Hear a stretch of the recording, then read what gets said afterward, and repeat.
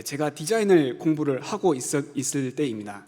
제가 디자인을 공부를 해서 이제 한 주마다 이제 과제가 한 개씩 주어집니다.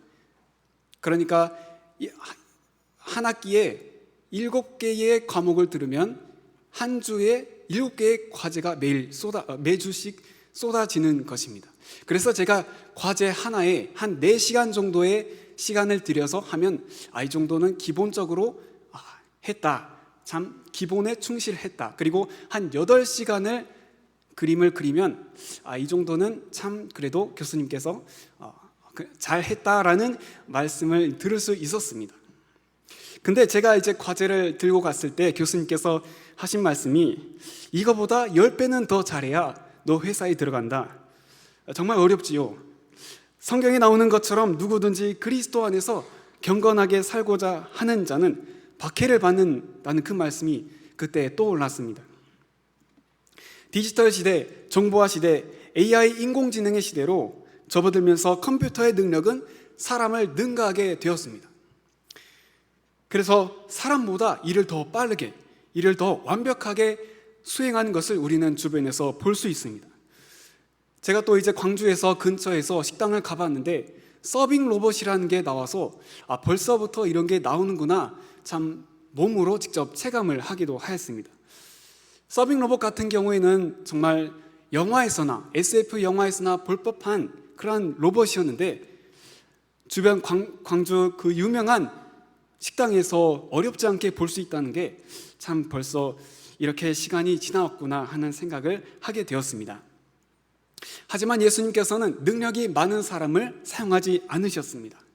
예수님께서는 제자들을 직접 삶으로 살아가시면서 깨닫게 하시고 말씀을 가르쳐 주셨습니다. 예수님께서는 사역을 하시면서 제자들과 함께 있으셨습니다. 말씀을 전하시고 하나님의 나라를 전하시며 제자들을 세우셨습니다. 그렇다면 왜 예수님께서는 제자들을 세우셨을까요? 먼저 오늘 나눠볼 주제인 사명에 대해서 말씀을 나누고 싶습니다. 사명은 맡은 바 자신이 해야 할 일이라고 표현을 할 수 있을 것 같습니다. 하나님의 부르심을 받고 하나님께 맡은 일을 충성되이 감당하는 사람이 사명을 받은 사람, 사명자라고 표현을 할 수 있을 것 같아요. 우리에게는 사명이 있지요. 교회에서 맡은 일을 하는 것도 사명이라고 할 수 있습니다. 그리고 교회에서 주어진 하나님의 말씀을 세상에 전하는 것, 복음을 예수님을 믿지 않는 사람들에게 전하는 것, 그것이 사명이라고 저는 생각합니다. 이 세상에 살고 있는 모든 사람은 언젠가는 죽음을 경험하게 됩니다. 우리가 어떤 일을 할 때에 생명을 바치기까지 하지는 않죠. 왜냐하면 어떤 일을 할 때에 그것을 생명을 다해서 바칠 필요가 없기 때문에 그렇습니다. 사람은 누구나 다 일을 합니다. 돈을 벌어서 생계 유지를 하고 여가 활동을 합니다. 하지만 우리에게 사명이 있다는 것을 잊어서는 안 될 것입니다. 예수님을 믿음으로 구원을 받은 하나님의 자녀된 성도에게는 주어진 사명이 있다는 것을 잊어서는 안 될 것입니다. 복음을 전하는 것, 땅끝까지 예수님의 증인으로 사는 것도 포함이 됩니다. 마태복음 28장 18절에서 20절 말씀, 예수께서 나와 말씀하여 이르시되 하늘과 땅의 모든 권세를 내게 주셨으니 그러므로 너희는 가서 모든 민족을 제자로 삼아 아버지와 아들과 성령의 이름으로 세례를 베풀고 내가 너희에게 분부한 모든 것을 가르쳐 지키게 하라. 볼지어다 내가 세상 끝날까지 너희와 항상 함께 있으리라 하시니라. 그렇다면 왜 예수님께서 제자들을 세우셨는지 한번 살펴보도록 하겠습니다. 예수님께서 부르신 제자들이 있지요. 베드로, 요한, 야고보, 안드레와 빌립, 도마와 바돌로메, 마테와 및 알페오의 아들 야고보, 셀롯인 시몬, 야고보의 아들 유다, 그리고 가룟 유다를 제자로 세우셨습니다. 이 사람들의 일부는 어부였습니다. 예수님께서 갈릴리 해변으로 지나가시다가 부르신 제자들입니다. 일을 하다가 예수님께서 부르셨는데 제자들이 다 버리고 예수님을 따른 것입니다. 오늘날로 표현을 하자면 어떤 사람이 직장을 다니고 있었는데 예수님께서 나를 따르라 하셨을 때 직장 일을 다 그만두고 예수님을 따른 것과 마찬가지라고 할 수 있을 것 같습니다. 어떤 기독교 간증 프로그램에서 제가 들은 말씀이 있는데, 하나님께서는 어떤 것에 관심이 있으실까? 이 답에 사람, 하나님께서는 사람에게 관심이 있으시다. 이 말이 저에게 기억에 떠올랐습니다. 아, 그렇지. 하나님께서는 사람에게 관심이 있구나. 그래서 하나님께서는 사람을 통하여서 사람을 세우시고 그리고 훈련시키시고 사명을 맡겨주시기에 이르기까지 하나님께서는 뜻을 이루신 것을 볼 수 있습니다. 예수님께서 하나님의 말씀을 전파하시면서 제자들은 배웠습니다. 눈으로 직접 보고 예수님의 손을 만지고 예수님과 함께 자고 밥 먹고 씻고 하시면서 예수님께서 가르쳐 주신 것들을 배울 수 있었습니다. 하나님의 뜻이 무엇인지, 하나님께서 가르치고자 하신 것이 무엇인지를 배울 수 있었지요. 바리새인과 서기관이 오해하고 있었던 말씀을 예수님께서는 오셔서 바르게 고쳐주셨습니다. 무엇을 오해했을까요? 바리새인과 서기관들은 예루살렘에서 예수님께 나와서, 아니 예수님, 왜 떡을 먹을 때에 손을 안 씻습니까? 왜 전통을 안 지킵니까? 이렇게 예수님께 여쭤봤습니다. 그런데 예수님께서는 그들은 너희는 하나님의 계명보다 전통을 우선시했다, 이렇게 가르쳐 주신 것이죠. 바리새인들은 바로 앞에 예수님께서 계신데도 하나님이심을 깨닫지를 못했습니다. 어쩌면 바리새인과 서기관들은 예수님보다는 구약시대에 너희에게 구원자를 보내줄 것이다, 이 하나님의 말씀보다는 다른 것에 더 관심이 있었던 것 같아요. 예수님을 따른 많은 사람들이 있었습니다. 예수님의 추후에 유다 대신 뽑힌 마띠아를 포함하여 12제자들 외에 이름도 없이 빛도 없이 예수님을 따른 사람들이 있었습니다. 남녀노소 할 것 없이 정말 많은 사람들이 예수님을 따르기 위해서 믿음으로 살았을 것입니다. 또 우리가 제자들을 통해서 볼 수 있는 점은, 제자들은 사람이라는 것입니다. 사람은 연약한 존재입니다. 상처가 있고 실수가 있고 허물이 많은 게 사람의 모습입니다. 그런데 하나님께서는 사람을 사용하신다는 것입니다.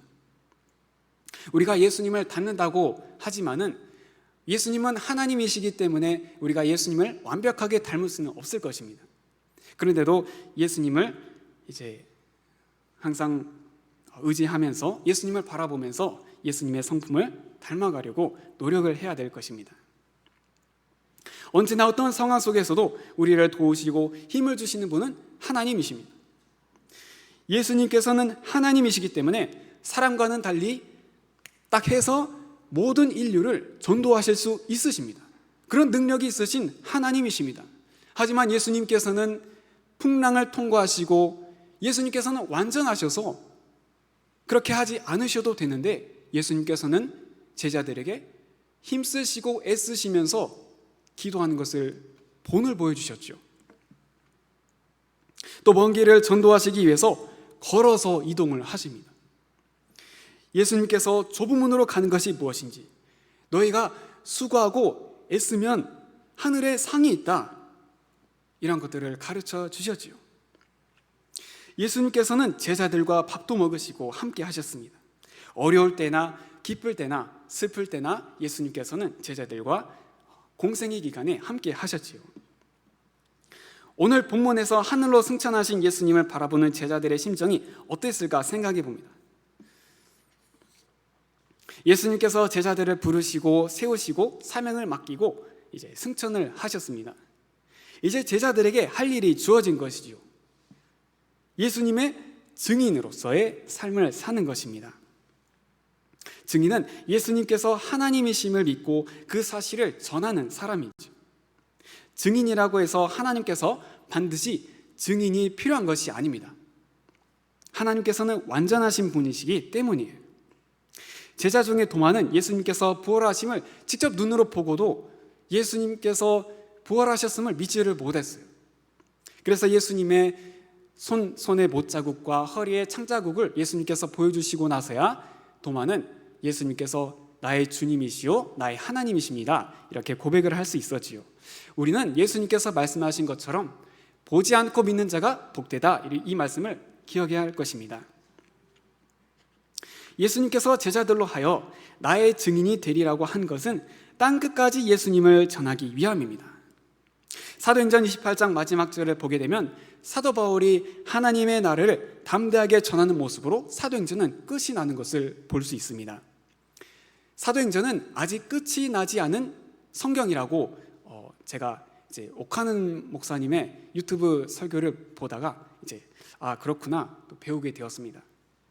여전히 하나님의 나라는, 하나님의 말씀, 복음이 지금 2000년이 지난 지금에서도 여전히 선포되고 전해지고 하나님께서 택하신 백성들을 부르시고 계시는 것입니다.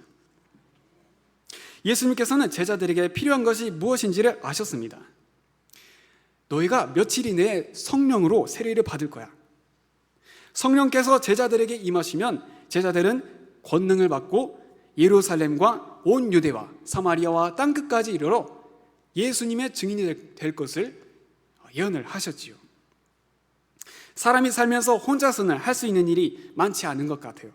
하나님의 일을 하기 위해서는 자신에게서 내려놓아야 할 것들이 정말 많은 것 같습니다. 왜냐하면 나의 생각, 나의 방법, 내 마음대로 하나님의 일을 할 수 있는 것이 아니기 때문에 그래요. 하나님의 일을 하기 위해서는 하나님의 말씀대로, 성경을 따라서 하나님께서 정하신 규칙대로 이제 해야 하기 때문에 우리가 하나님의 뜻을 항상 분별하도록 늘 말씀과 기도로, 예배로 늘 함께 모여서 깨어 있어야 할 것입니다. 제자가 무엇입니까? 하나님의 도를 따르는 사람인 것입니다. 땅끝까지 복음이 미친다는 것은 온 땅의 주인이 예수님이시라는 것을 또 확인할 수 있어요. 예수님의 제자들은 예수님께서 부활하신 후에 40일 동안 같이 계셨습니다. 예수님께서 죽음의 권세, 사망 권세를 이기시고 부활하셨기에 제자들은 예수님께 여쭤보았습니다. 이스라엘 나라를 회복하심이 이때인가요? 예수님께서 부활하셨기 때문에 이 다음은 뭐지? 예수님께서 부활하시고 난 이 다음에 어떤 일이 일어날까? 제자들은 궁금했을 것 같아요. 하지만 예수님께서는 때에 대해서는 가르쳐 주시지 않으셨어요. 그 대신 제자들이 해야 할 일인 예수님을 전하는 것에 대해서 말씀을 해주셨습니다. 성령이 임하시면 권능을 받습니다. 구약에서도 예수를 볼 수 있지요. 삼손입니다. 삼손에게 성령이 임하였을 때에 삼손은 인간에게서 나올 수 없는 그 능력을 가질 수 있고 행하게 됩니다. 혼자서 수백 명의 적군을 싸워서 무찌릅니다. 하지만 어떻게 되었나요? 삼손이 세상적인 것에 눈이 빠졌을 때에 하나님께서는 그를 떠나신 것을 볼 수 있습니다. 우리가 성령을 받게 되는 것은 권능을 받고 일을 수행하는 것에 앞서서 하나님의 사명자라는 사실을 잊어서는 안 될 것이에요. 자, 두 번째, 하나님께서는 제자들에게 사명을 맡기셨습니다. 제자들을 세우시고 성장시키셨다면 이제는 제자들에게 할 일이 남아있는 것이에요. 제자들에게 맡기셨다는 것은 하나님께서 제자들을 믿고 맡기셨다는 것을 볼 수 있어요. 사람이 실수할 수 있다는 것을 하나님께서 아셨을 것입니다. 그럼에도 사람을 통해서 하나님의 일을 하나님께서 수행하십니다. 결국에는 하나님께서는 하나님의 뜻을 이루실 것입니다. 하나님께서 사람이 있어야 뜻을 이루시는 것이 아닙니다. 예수님께서 말씀하셨듯이 돌로도 아브라함의 자손이 되게 하실 것이다, 이렇게 말씀하신 것을 떠올릴 수 있어요. 천국 복음이 모든 민족에게 증언되기 위해서 온 세상에 전파될 때에 끝이 올 것을 예수님께서는 말씀하셨습니다. 제자들이 승천하신 예수님께서 사라진 하늘을 계속 쳐다보고 있을 때에 자세히 보았습니다. 예수님께서 승천하신 것을 볼 때에 그 공생의 기간에 예수님께서 함께 하셨던 그 순간순간들이 파노라마처럼 그 순간에 떠올랐을 것입니다. 그저 하늘을 쳐다보고 있는 사람들에게 흰옷을 입은 두 사람이 그들 곁에 서서 말합니다. 이르되 갈릴리 사람들아, 어찌하여 서서 하늘을 쳐다보느냐? 너희 가운데서 하늘로 올려주신 이 예수는 하늘로 가심을 본 그대로 오시리라 하였느니라. 우리가 바라볼 분은 예수님이십니다. 예수님에게서 눈을 떼서는 안 됩니다. 예수님께서는 오병이의 기적을 베푸셨지요. 하지만 부활하신 예수님을 따른 제자들은 더 이상 예수님을 떡을 주시는 분이 아닌 예수님께서 생명의 떡이심을 믿고 고백하는 사람일 것입니다. 우리도 마찬가지입니다. 하나님께서 먹이시고 입히시고 채워주셨습니다. 집을 주셨습니다. 하늘에서 만나가 내려올 것을 걱정해서는 안 됩니다. 무엇을 입을까, 무엇을 마실까, 무엇을 먹을까 염려해서는 안 됩니다. 그것은 우리가 염려할 것이 아닙니다. 예수님께서는 떡을 주시는 분이 아니라 예수님께서 생명의 떡이심을 다시 한번 기억해야 될 것입니다. 예수님께서 제자들을 떠나셨나요? 승천하셔서 가버리셨나요? 예수님께서는 항상 제자들과 함께 하셨습니다. 예수님께서 세상 끝날까지 제자들과 함께 하실 것을 약속하셨지요. 예수님을 믿는 사람들은 더 이상 걱정할 필요가 없게 되었습니다. 하나님 아버지께서 언제나 우리 가운데, 여러분의 심령 가운데에 계시기 때문입니다. 제자들은 맡은 바 본분을 다해야 했습니다. 제자들에게는 사명이 주어진 것이에요. 그저 하늘을 쳐다보는 사람들에게 흰옷을 입은 두 사람이 예수님께서 다시 오실 것을 말해 주셨죠. 예수님께서는 다시 오십니다. 우리는 예수님께서 다시 오실 것을 기다려야 합니다. 우리가 살아있을 때에 예수님께서 오실지 안 오실지 모르겠지만 그래서 항상 깨어 있어야 합니다. 이 세상의 것을 의지하는 것이 아니라 하나님을 의지해야 합니다. 우리의 삶을 되돌아보았으면 좋겠습니다. 나는 정말 하나님을 의지하고 살고 있는가?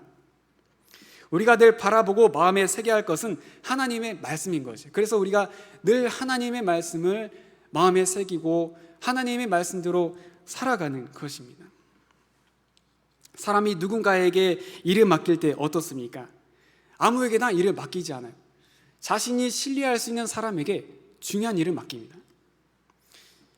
일을 할 때에 하나님께서는 엄청난 것을 바라지 않으실 거예요. 미가서에서도 볼 수 있듯이 하나님께서는 정의를 행하고 사람과 동행하시기를 원하는 것을 분명 볼 수 있어요. 예수님께서는 제자들에게 말씀을 마치시고 올려져 가셨습니다. 예수님께서는 지금도 살아계셔서 성도님들을 위해서 기도하고 계세요. 예수님께서 승천하신 후에는 제자들은 성령을 받아서 사람들에게 복음을 전합니다. 우리 안에 성령께서 계시는 것입니다. 우리 안에서 하나님의 말씀이 살아있는 것입니다. 우리 마음 가운데에 하나님의 말씀이 우리 마음을 밝게 비추고 있는 것이에요. 세상 속에서 어둠 가운데 놓여졌던 마음을 밝게 비추는 것은 하나님의 말씀밖에 없어요. 제자들은 여전히 깨어 있어서 하나님께서 하라는 일을 수행합니다. 베드로는 이방 사람들에게 복음을 전하고 하나님께서 정하다 하신 것을 부정하게 여기지 말라, 이렇게 또 말씀을 들어요. 아시아로 가려고 했던 사도 바울은 환상 중에 마게도냐인이 갑자기 나와가지고 우리로 와서 도와주십시오 해서 사도 바울은 선교의 방향을 틉니다.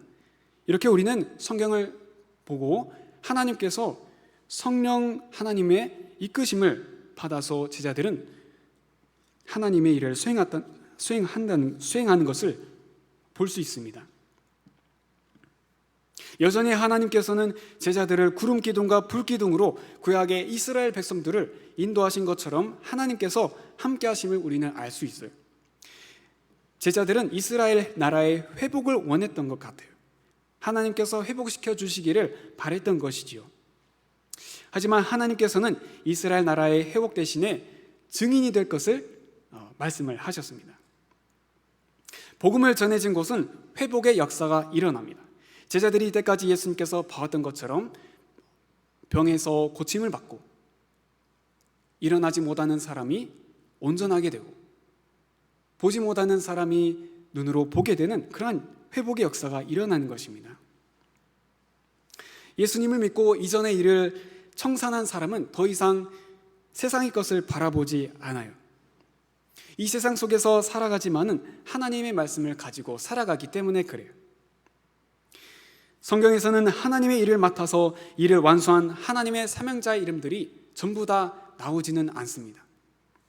하지만 우리는 지난 2000년 기간에도 여전히 수많은 사람들이 예수님을 따라왔다는 것을 우리는 알 수 있습니다. 역사를 통해서 하나님께서는 이러한 사람들을 기억하고 계시는 것입니다. 하나님께서 맡으신 일은 끝까지 하는 것입니다. 살아있는 동안 최선을 다해서 열심을 품고 주를 섬기는 것입니다. 예수님께서는 제자들에게 사명을 맡겨주시면서 예수님께서 하신 일보다 큰 일도 할 것을 말씀을 하셨습니다. 성령을 받은 제자들은 담대하게 복음을 전합니다. 제자들은 하나님을 힘입어서 병든 사람들을 낫게 하고 예수님께서 행하신 것처럼 못 일어나는 사람들을 일어나게 합니다. 영원히 해결할 수 없는 죄의 문제를 예수님께서 해결하시지요. 승천하셨습니다. 예수님께서 모두 이루신 것입니다. 제자들은 그저 예수님을 전하면 되었습니다. 제자들이 바라봐야 하는 것은 예수님이신 것입니다. 나의 모든 것을 하나님께 맡겨드려야 할 것입니다. 하나님만을 의지해야 할 것입니다. 사명에 대해서 정리해보면 예수님께서 나를 따르라 말씀을 하셨지요. 능력이 있어야 사명을 감당할 수 있는 것이 아닙니다. 또 사명은 나를 빛내는 메달이나 훈장이 될 수 없습니다. 왜냐하면 모든 영광은 하나님께서 받으시기 때문에 그렇습니다. 전도하고 선교해야 할 것입니다. 사역자들을 위해서 중보 기도해야 될 것입니다. 기다리는 사람에게 필요한 것은 인내입니다. 예수님께서 다시 오실 것을 믿기 때문에 우리는 인내할 수 있습니다. 예수님께서 승천하실 때에 제자들도 만약에 모두 하늘로 올려졌다면 복음을 전할 사람이 없었을 것입니다. 하지만 제자들은 생명을 다해서 복음을 전해왔고 수천 년이 지나온 지금에서도 하나님의 말씀은 여전히 살아서 움직이고 있는 것을 주변에서 볼 수 있습니다. 사도 바울은 사도행전 20장 24절에서 이렇게 고백합니다.